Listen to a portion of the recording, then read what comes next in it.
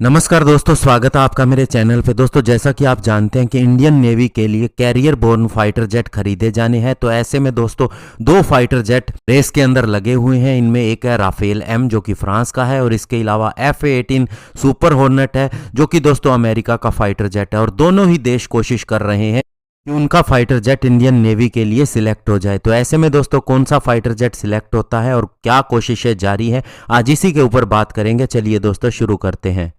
तो दोस्तों Indian navy के लिए फाइटर जेट सिलेक्ट किया जाना है और इसके लिए रेस और भी तेज हो चुकी है, क्योंकि अमेरिका भी अब वही ऑफर कर रहा है और उसी पाथ को फॉलो कर रहा है जिसे फ्रांस के राफेल एम ने किया है और अपनी ऑपरेशनल डेमोन्स्ट्रेशन दिखाया है गोवा के अंदर एक शोर बेस्ड फैसिलिटी के अंदर। और यह भी कहा जा रहा है कि इसने सारी टेक्निकल रिक्वायरमेंट पूरी कर ली है जो इंडियन नेवी को चाहिए थी।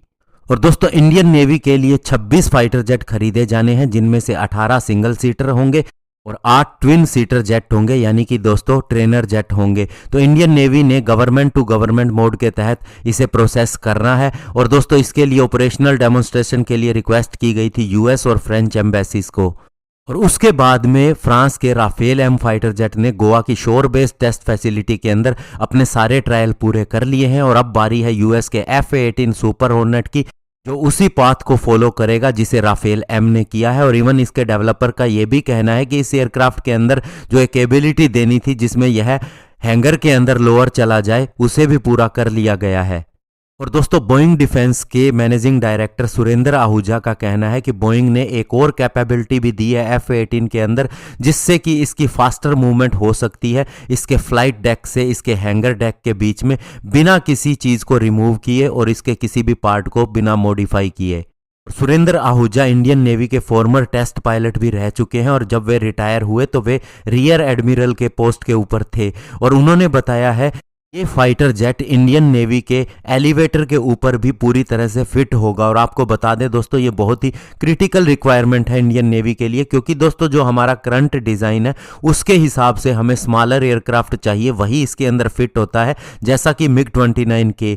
लेकिन अब F-18 के अंदर भी ये कैपेबिलिटी दे दी गई है, ये भी अब पूरी तरह से करंट जो हमारा एलिवेटर का कन्फिगुरेशन है उसके साथ में कंपैटिबल है। और इसके अलावा दोस्तों राफेल फाइटर जेट के विंग के एक पार्ट को रिमूव करना पड़ता था ताकि वह इसके एलिवेटर के अंदर फिट हो सके। लेकिन दोस्तों फ्रेंच साइड का कहना है कि उन्होंने भी इस प्रॉब्लम को दूर कर दिया है, यानी अब उसके अंदर भी किसी पार्ट को रिमूव नहीं करना पड़ता। और दोस्तों ये बहुत ही जरूरी भी है, क्योंकि दोस्तों कैरियर बोर्न फाइटर जेट को मेंटेनेंस के लिए हैंगर के अंदर ले जाना पड़ता है और साथ ही दोस्तों एक फ्लाइट डेक के ऊपर स्पेस क्रिएट करने के लिए भी इन्हें अंदर ले जाना पड़ता है। तो ऐसे में ये प्रॉब्लम का सोल्व होना बहुत ही जरूरी था। और इसके अलावा दोस्तों आपको बता दें कि यूएस के बोइंग का fighter jet F-18 super hornet already US के अंदर एक शोर बेस्ड टेस्ट फैसिलिटी के ऊपर से स्काई जंप ले चुका है और इसका डेटा भी उन्होंने कलेक्ट कर लिया है, जिसके तहत वे कह रहे हैं कि इसका भी वे डेटा इंडियन नेवी को देंगे ताकि उन्हें पता चले कि इसकी परफॉर्मेंस कैसी है। और इसके अलावा वे इंडिया के अंदर जो शोर बेस्ड फैसिलिटी है वहां भी इसका प्रदर्शन करेंगे। और अभी दोस्तों इंडियन नेवी के पास में Russian origin MiG-29K fighter jet है जो स्काई जंप ले सकता है INS विक्रमादित्य से भी नहीं, बल्कि जो हमारा टेस्ट एयरक्राफ्ट है INS विक्रांत, उसके डेक से भी यह उड़ान भर सकता है।